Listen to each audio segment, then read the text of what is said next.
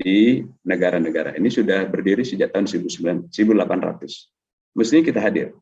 Mestinya koperasi itu seperti koperasi-koperasi yang sudah ada di seluruh dunia. Mereka punya anak-anak perusahaan di multinational company. Mestinya kita seperti mereka yang membawa daging dan sapi kemari. Fonterra membawa susunya kemari ke Indonesia dari New Zealand, Australia, dan sebagainya. Seperti Zenno yang mengendalikan kebijakan-kebijakan. Sehingga petani-petaninya di sana itu sangat sangat tenang, tidak khawatir karena produknya mengendalikan habis dibeli negara kemudian berperan, tidak keleleran rakyatnya itu, petaninya itu, dan kemudian mereka memiliki positioning marwah mengendalikan kebijakan politik. Demikian juga kemudian koperasi yang didirikan oleh misionaris terkenal itu Jose Arismendi di Spanyol. Itu luar biasa, memiliki jutaan anggota dan industri di anak-anak perusahaan di luar negeri Spanyol. Kenapa kita nggak bisa begitu? Jumlah kita ini besar, sosial kita besar, bahkan bonus demografis kita ini ditakuti bangsa-bangsa. Tapi kita tidak melakukan sebuah lompatan besar untuk bersaing secara internasional. Mesti kita bisa. Nah, ini pendirinya, Pak Kiai Abdul Yazid, saya Nur Zaman, Pak Asyarli, kemudian Pak Buya Asyarli, kemudian Kiai Khairul Soleh Rashid, kemudian Buya Arsyad Ahmad, kemudian Kiai Erik Hermawan, Dr. Erik Hermawan, Kiai itu Pak Dr. Alim Tualeka, Pak Kiai Haji Dr. Mangisti Waluyo-Sejati, Pak Kiai Andi Yudi Hendriawan, Ibu Delmita, Pak Imam Baheki, dan seterusnya Bapak Luki, Pak Agung, Pak Jabar, Gus Baha yang ada di sini. Nah, ini adalah pendiri, ada Kiai Yudi Irsyadi dari S. Ini gabungan dari komponen-komponen pemuda-pemuda dan komponen-komponen perwakilan dari ormas-ormas Islam. Mereka juga adalah tokoh-tokoh yang selama ini bergelut di berbagai komunitas dan entitas, baik di Kadin, baik di pesantren, dan sebagainya. Jadi inilah koperasi pemberdayaan ekonomi umat. Walaupun kita tidak menggunakan kata syariah, tapi yang kita perjuangkan adalah maqasidus syar'i, yaitu syariah secara lengkap, protokol langit yang mempertimbangkan hifdzuddin adalah kemuliaan dan menjaga agama, hifdzul mal, hifdzul nafas, hifdzul mal, menjaga harta, hifdzul irad, menjaga kehormatan, hifdzul nasl, menjaga keturunan, dan hifdzul akal. Jadi membuat bangsa ini tidak dilakukan pembodohan secara ekonomi dan kepemilikan dan perasaannya. Ini ketuanya saya, kemudian Pak Sekretarisnya Pak Buya Zarli, ini benarnya Kak Kiai Dr. Erik Hermawan, benarnya Dr. Pak Kiai Huluki Hidayatullah, Ketua Pengawasnya Kiai Haji Khairul Rashid, anggotanya Kiai Abdul Yazid. Kiai Abdul Yazid ini adalah Ketua Induk Koperasi Syariah. Dr. Alim Basat Aleka dan sebagainya. Itu Buya Arsyad Ahmad yang ahli di dalam koperasi syariah berbasis masjid dan sudah tidak sudah semua mengenal tentang sepak terjang dan luar biasa. Terima kasih atas perjuangan Kiai Haji Mangisti Waluyo Sejati, Dr. Kiai Haji Mangisti Waluyo Sejati. Hadirin yang dirahmati Allah Subhanahu wa taala, maka supaya koperasi ini tidak kemudian cepat prematur, karena kita harus memiliki pengamanan 4 frame, aman 4 frame, aman secara syar'i, aman secara hukum, legalitasnya, aman secara administratif, dan aman secara politis.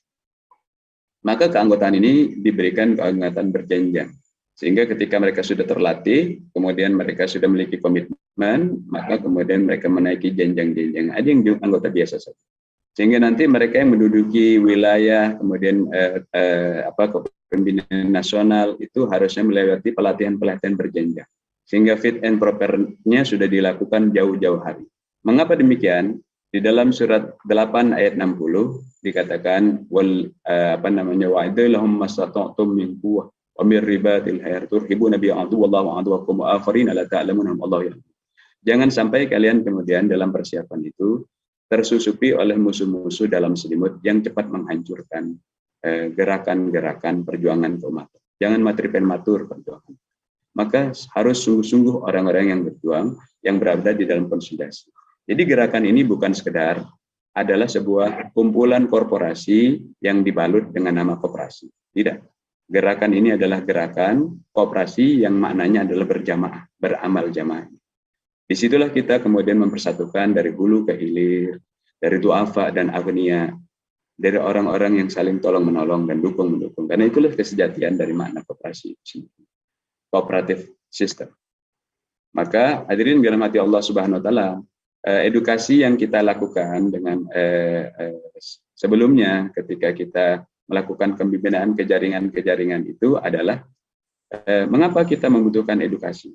Karena memang tanpa edukasi tidak ada amal jama'i. Tanpa edukasi tidak ada koperasi, maka di setiap nomenklatur koperasi itu pasti ada anggaran edukasi.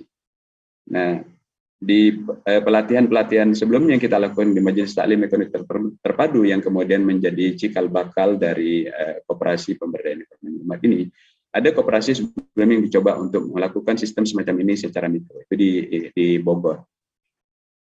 Turun secara pekanan, fasilitator itu duduk dengan para duafa, memberikan edukasi tentang Al-Quran, memberikan edukasi tentang ideologi, memberikan edukasi tentang bagaimana secara elegan kita berbicara di dalam bisnis. Ada juga kepada Ibunda. Dulu kita juga pernah mencoba menerapkan apa yang dilakukan Grameen Bank. Tetapi kita ternyata setelah mempelajari ibu-ibu itu. Nah, ibu-ibu itu ketika ngaji, ibu-ibu itu setiap ngaji itu membawa pulang sembako. Dan mereka kemudian menjadi anggota koperasi yang kemudian kita adopt nanti di dalam terapan semacam ini.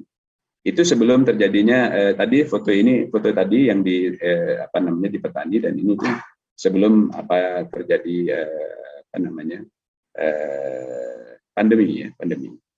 Jadi mereka bergabung menjadi anggota koperasi, langsung mendapatkan kesejahteraan pada hari pertama, padahal belum terjadi industrinya belum jalan secara optimal. Nah, ketika kita meniru Grameen Bank, ternyata setelah kita evaluasi, tapi yang untung itu ownernya, jadi koperasinya sebagai pemutar-mutar uang moneter, bank kecil. Tetapi rakyatnya cuma jadi lending dan pernah jadi konglomerat, terus saja jadi duafa. Nah, dari situlah kemudian kita temukan konsep bagaimana sesungguhnya rakyat ini harus memiliki owner dari hulu ke hilir, bukan sekedar mereka memutarkan dana pinjaman, setelah itu kemudian koperasinya berjaya karena rakyatnya rajin membayar dan NPL-nya nol atau NPL-nya sekali, non performance loan-nya kecil. Kita belajar bukan itu rupanya yang harus kita perjuangkan. Rakyat itu harus bangkit, bukan sekedar menjadi objek penderita. Nah, maka pemuda-pemuda kita gerakkan, kita edukasi supaya mereka bergerak. Karena serahkan 10 pemuda ke ubah dunia, kata Bung Karno. Maka pemuda-pemuda itu menjadi penggerak-penggerak. Nanti pemuda Ormas kita sudah mengumpulkan beberapa hari lalu dengan pemuda Ormas untuk bergerak se-Nusantara. Karena mereka adalah iron stock luar biasa, dan nanti sebentar lagi kita dapat rezeki yang luar biasa, sekarang sudah bergerak, namanya ledakan bonus demokratis. Oleh karenanya Bapak Ibu yang dirahmati Allah Subhanahu wa taala, edukasi itu menjadi suatu hal yang penting. Dalam kondisi sebelum pandemi, ini sering dilakukan FGD dan pelatihan-pelatihan reguler dari Majelis Taklim Ekonomi Terpadu. Tapi dalam kondisi seperti sekarang, kita udah 2 tahun ya, lebih ya. Itu maka kita menggunakan kajian-kajian online. Untuk ideologi kita sekarang masih memiliki namanya kajian Majelis Taklim Ekonomi Terpadu bekerja sama dengan Baitul Izzah pada hari Rabu setiap subuh pukul 5.30 sampai pukul 7. Itu harus ideologi. Nah, apa gunanya kita melakukan edukasi rutin ini? Sebenarnya, sebentar lagi ketika ini kemudian industri sudah berjalan, yang namanya rapat anggota tahunan itu sudah tidak perlukan lagi. Apalagi sekedar membagi SHU. Karena yang kita lakukan itu setiap pekan, setelah kita bertemu, kemudian melakukan FGD tentang ideologi. Kalau itu ideologinya Rabu pagi, kalau kemudian narasi literasi kebangsaannya Sabtu malam. Habis ini nanti kita laporkan tentang portofolio anak perusahaan. Jadi kemudian sudah selesai itu nanti 1 tahun rapat anggota tahunnya tiap pekan. Ini kekuatan berjamaah yang kemudian harusnya dilakukan oleh koperasi. Hal semacam ini saya sempat sampaikan pada saat Kongres Ekonomi Umat pertama bulan April tahun 2017 di Hotel Syahid. Bahwa penyakit bangsa ini adalah koperasi, saya bilang. Karena itu sebagai ice breaking. Karena kemudian koperasi dibuat dengan mindset membuat perusahaan korporasi. Hanya sekedar bagaimana caranya mendapatkan dana-dana pencairan, tidak melakukan penguatan dari kekuatan anggota. Kita harus melakukan dua-duanya. Inilah protokol langit. Bapak-bapak yang di Bapak-bapak dan ibu-ibu yang dirahmati Allah Subhanahu wa taala. Kita berharap ini menyebar nanti di 514 kota kabupaten dalam kawasan industri halal dan komunitas industri halal. Kawasan industri halal itu 50 hektar. Dia nanti ada etalase dari hulu ke hilir di sana untuk menyerap dan mengolah dari hulu.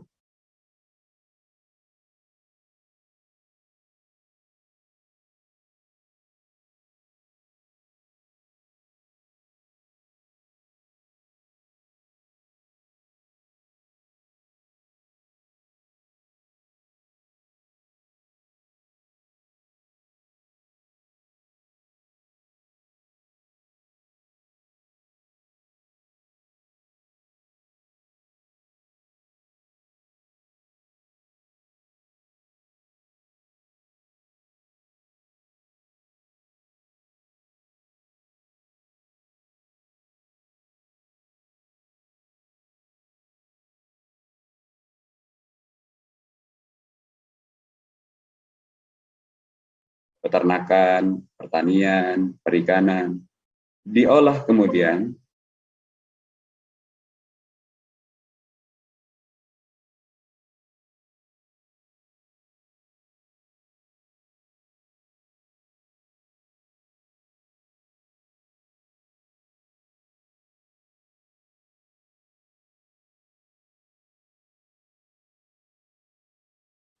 setelah itu kemudian masuk lagi ke komunitas berikutnya, yaitu komunitas industri halal UMKM, masuk kemudian ke pesantren, ke komunitas warga, komunitas gereja, komunitas Karang Taruna, masuk ke situ. Kita makan produk bangsa kita sendiri. Taksin Shinawatra dulu menjadi hebat karena dia menyerap produk-produk petani, lalu kemudian dia bikin mesin exhaust itu mesin serak produk pertanian rakyat itu, lalu dia bikin pasar di luar negeri, dibiayai, baliho-balihonya itu dibiayai oleh anggaran negara. Maka ketika dia mau diruntuhkan oleh junta militer, dia kemudian disebut dewa oleh petani, karena petani itu semuanya peternak, itu semuanya perikanan yang ada di situ semuanya, habis produknya disedot negara waktu Taksin Shinawatra itu ada, lalu kemudian rakyatnya berjaya. Seharusnya kita bisa menyerap produk komunitas bangsa sendiri oleh bangsa sendiri. Karena bangsa kita itu menjadi penyerap yang luar biasa. Sosial kapital yang luar biasa. Sayang kita maunya digunting divide et impera. Mestinya kita memiliki kekuatan persatuan Indonesia itu tidak boleh digunting lagi. Pengalaman penjajahan itu sudah ada. Hadirin yang dirahmati Allah Subhanahu wa taala. Maka kemudian ada rekrutmen terbuka nanti kita lakukan oleh seluruh anggota. Koperasi ini koperasi primer. Tapi kita berharap nanti mereka yang memiliki UMKM juga bergabung. Sehingga ini nanti menjadi iron stock pada UMKM yang akan mengisi komunitas industri halal UMKM seperti pasar, ruang jajanan, pesantren, DKM dan sekitarnya, atau Karang Taruna dan sebagainya. Atau kemudian mengisi kawasan industri halal yang 50 hektar itu. Ada etalasenya, di situ ada industrinya dari hulu ke hilir, ada gudangnya, warehouse-nya dan sebagainya. Menarik ketika beberapa hari yang lalu kawan-kawan dari Koperasi Pemberdayaan Ekonomi Umat ini berdialog dengan kawan-kawan Induk Koperasi Unit Desa. Kita bicara dengan Ketua Asosiasi Pedagang Pasar seluruh Indonesia. Itu ada 4.000 gudang yang menganggur selama ini. Karena itu kan sisa-sisa dari rejim Orde Baru. Nah kita bisa pakai itu. Gudang itu ada 4.000. Pasar itu ada 16.400 pasar. Kita bisa pakai itu, kita kelola. Nah sekarang kita kerjasama dengan Komisi Pemberdayaan Ekonomi Umat, Majelis Ulama Indonesia Pusat, di mana kemudian ada gerakan kemudian membuat radio-radio pasar. Jadi edukasi tadi, kalau kemudian kita edukasi kepada anggota, rekrutmen terbuka ini kita edukasi juga di pasar-pasar. Nanti dipasang, sudah beberapa titik mau di instalasi tentang radio pasar. Jadi radio yang kemudian mengajarkan, mengajak orang berhenti dari riba, mengajak orang berhenti dari mengubah timbangan. Karena mengubah timbangan mengundang azab nanti. Kaum Nabi Soleh itu datang azabnya itu karena orang rajin mengubah timbangan, mengubah tera. Maka harus ada edukasi, dan edukasi radio pasar yang kita taruh itu adalah radio pasar yang 24 jam. Ini tokohnya Gus Erik yang melakukan ini. Dan nanti UMKM pasar itu menjadi anak-anak perusahaan kita bina. Sudah saatnya seluruh petani peternak nelayan yang menjadi anggota kita bersama kita itu menjadi owner dari UMKM yang bergabung. Oleh karena nanti edukasinya bukan hanya satu Zoom seperti di malam ini dan di Rabu pagi, itu akan banyak sekali karena jumlah UMKM itu jutaan, 64 juta. Nah, untuk kawasan industri halal pada UMKM dan komunitas industri halal UMKM yang kemudian kita bina bersama-sama menjadi milik kita bersama, maka kemudian ini kita gunakan kerjasama dengan kawan-kawan cinta halal yang kita lakukan dalam dialog tempo hari. Itu Halal Center Cinta Indonesia itu self declare-nya dengan akad ikrar halal. Jadi ini yang kemudian akan membuat penguatan sehingga waktu Rakornas kita bekerja sama dengan Komisi Pemberdayaan Ekonomi Umat yang pada Rakornas tempo hari mengatakan bahwa kita tidak boleh terjebak lagi pada kata syariah atau halal yang artifisial. Hanya bicara produk halal PPH. Tapi kemudian setelah itu, ketika dia mengubah di tengah jalan, tidak ada lagi audit yang bisa dilakukan incognito. Lalu rakyat dibiarkan kemudian ketika produknya berubah menjadi tidak halal. Maka harus dilakukan pengawalan oleh banyak agen dan unit yang luar biasa berada di kawasan dan komunitas. Sehingga nanti terjadi sertifikasi oleh sistem penjaminan mutu halal internal. Jadi masjid bisa memberikan rekomendasi halal, PKM, dan sebagainya. Tentu saja diberikan pembelajaran. Nggak usah khawatir, jangan berbisnis di bidang sertifikasinya. Nanti kita besar di masalah di dalam bagaimana membangun keuntungan bersama dari holding dan super holding ini. Maka kita permudah sertifikasi. Yassir wala tu'assir. Jangan persulit bangsa ini. Jangan persulit rakyat dengan sertifikasi. Permudah. Nanti supaya mereka sadar. Karena itu ilmu. Ya walaupun ini sudah dipatenkan, kita akan gunakan ini untuk kemudian rakyat. Ini copyright, tapi kita akan gunakan. Ini yang menemukannya luar biasa. Semoga Allah memuliakan beliau dunia akhirat. Ini Profesor Kiai Profesor Bisri itu mengatakan right to copy. Lalu kemudian setiap anggota yang ada itu mestinya koperasi ini kan memang bukan hanya berbicara masalah investasi atau sekedar menerima penyaluran lalu kemudian mengembalikan dalam laporan dan bankable dan sebagainya. Bukan hanya itu yang kita lakukan. Yang kita lakukan adalah gerakan berjamaah.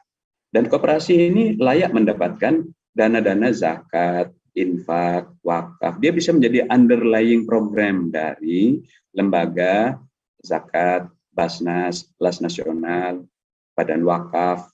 Kita akan terima itu nanti. Karena koperasi boleh di dalam undang-undang menerima itu, selain dia menerima investasi, dia bisa menerima donasi. Maka ini menjadi luar biasa. Maka nanti manfaat dari Baitul Mal itu kepada anggota-anggota kita seluruh Indonesia itu, maka mereka datang mempelajari ilmu tapi perut mereka terjaga.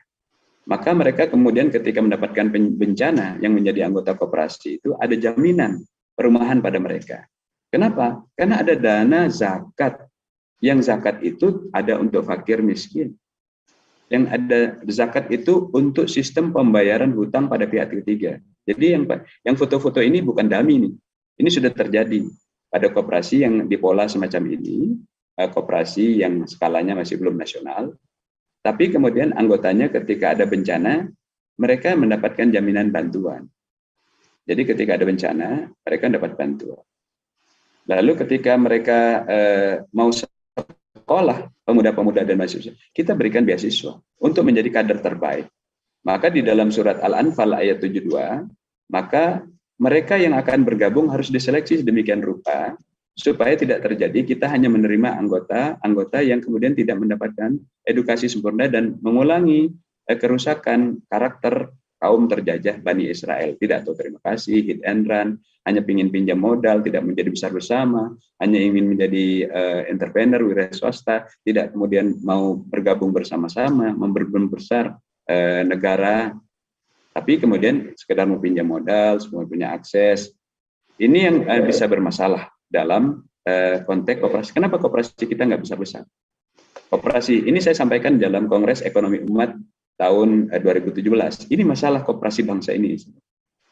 Nah, mereka kemudian dapat jaminan kesehatan dan sebagainya. Maka seharusnya kalau di tempat yang lain orang bisa menggunakan dana-dana sosial untuk private equity, menggunakan dana pensiun, dana-dana sosial, dana-dana wakaf non-muslim itu ada juga mengumpulkan dana juga misalnya. Mereka dana-dana sosialnya digunakan untuk membangun anak perusahaan dan membeli anak perusahaan dari bank-bank karena perusahaan-perusahaan itu adalah perusahaan yang gagal bayar, dibeli, diakuisisi. Nanti kita akan lakukan ini. Tapi kita tidak mau mengakuisisi anak bangsa. Ayo bangun sama-sama. Karena kita bukan orang kapitalis, kita mau sama-sama. Kita beli nanti anak-anak perusahaan yang gagal bayar di Bank Syariah Indonesia, karena kita sudah ada MOU dengan Bank Syariah Indonesia, dan kita miliki bersama. Dan kita isi nanti dengan iron stock anak-anak muda yang kita bina seperti tadi itu, mahasiswa-mahasiswa. Maka yang kita lakukan bukan sekedar putaran moneter. Maka kenapa kita tidak menggunakan hanya koperasi syariah? Karena selama ini mindset koperasi syariah itu muterin uang. Pinjam, simpan, pinjam, simpan. Itu bagus. Kita akan lakukan itu. Tapi kita juga lakukan sektor real dan sektor jasa yang kemudian putaran itu berputar kepada orang-orang yang hijrah. Jangan sampai kemudian kata Allah di dalam protokol langit itu, di dalam surat 8 ayat 72, yang tidak hijrah juga dibantu, akhirnya dia lari dan memplang. Karena tidak teredukasi.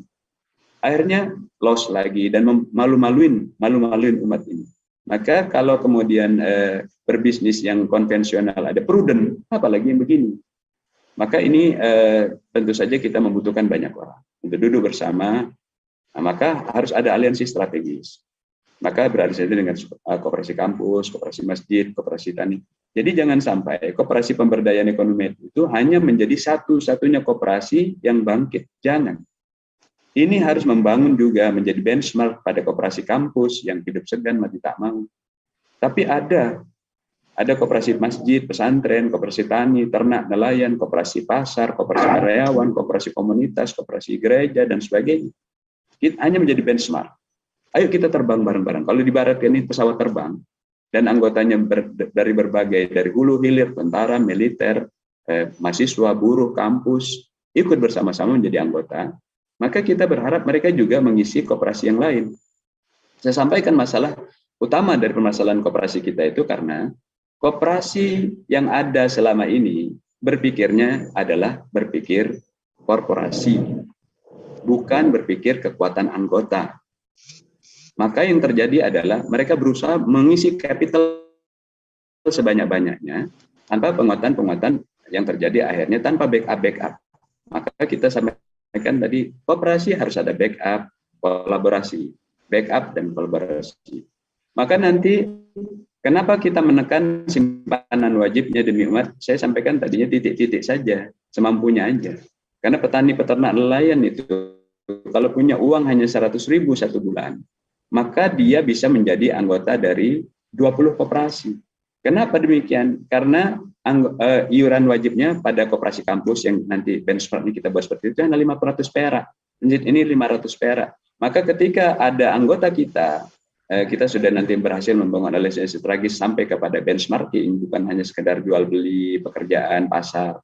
Maka satu orang bisa menjadi anggota dari 20 koperasi. Kalau seorang petani bisa menjadi anggota dari 20 koperasi dari jaringan aliansi strategis kita, dari 100 masjid atau 100 petani koperasi pasar, dan setiap koperasi itu memiliki anak perusahaan, maka kalau satu perusahaan itu memiliki 3 anak perusahaan, maka seorang petani itu bisa memiliki 60 anak perusahaan karena dia jadi owner walaupun kecil-kecil, dan ini nanti saya tunjukkan sudah terjadi orang yang kena rentenir lalu kemudian menjadi owner karena adanya baitul mal di dalam koperasi, bukan sekedar baitul tamwil. Maka ketika mereka kemudian melakukan aliansi, maka nanti kita ikut. Anggota Koperasi Demi Umat akan menjadi anggota juga Koperasi Masjid di Bandung. Anggota Koperasi Demi Umat akan menjadi anggota Koperasi Pasar di Majalengka. Kenapa? Karena mereka sudah melakukan format benchmarking adanya kekuatan backup Baitul Mal yang masuk di Baitul Tamwil. Kita ikut. Maka nanti silaturahim kita, ketemuan kita nanti tidak memiliki kohesivitas yang luar biasa, karena setiap kita ketemu yang kita bicarakan setelah say hello, yang kita lakukan adalah bagaimana laporan anak-anak perusahaan kita. Baik kita duduk bersama Dua Alfa, bersama petani, peternak nelayan ataupun bangsawan. Maka kata Rasulullah SAW, tidak sempurna iman seseorang ketika tidak bisa duduk bersama dengan, tidak bisa makan dan duduk bersama dengan pembantu-pembantu. Maka kader-kader koperasi yang nanti masuk ke Koperasi Demi Umat yang sudah dilatih dalam foto-foto yang tadi, mereka terbiasa makan dengan table manner dan juga makan dengan jengkol saja dengan peternak dan petani. Karena kita butuh pelatihan itu untuk pemuda. Ini dijamin untuk pemuda saja, Bapak-bapak nggak akan berlatih seperti itu. Untuk pemuda yang akan menjadi agen pelatihan kita, bukan sekedar bisa mengajarkan tentang bagaimana teori re-engineering pada accounting, tapi dia harus memiliki kekuatan. Karena kita harus bangkit.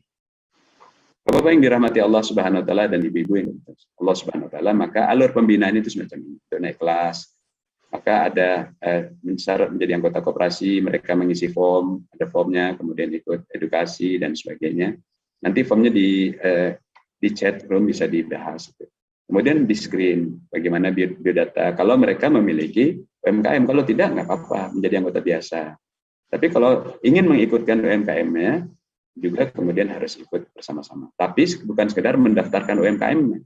UMKM-nya itu kemudian mewakafkan sahamnya kepada Demi Umat.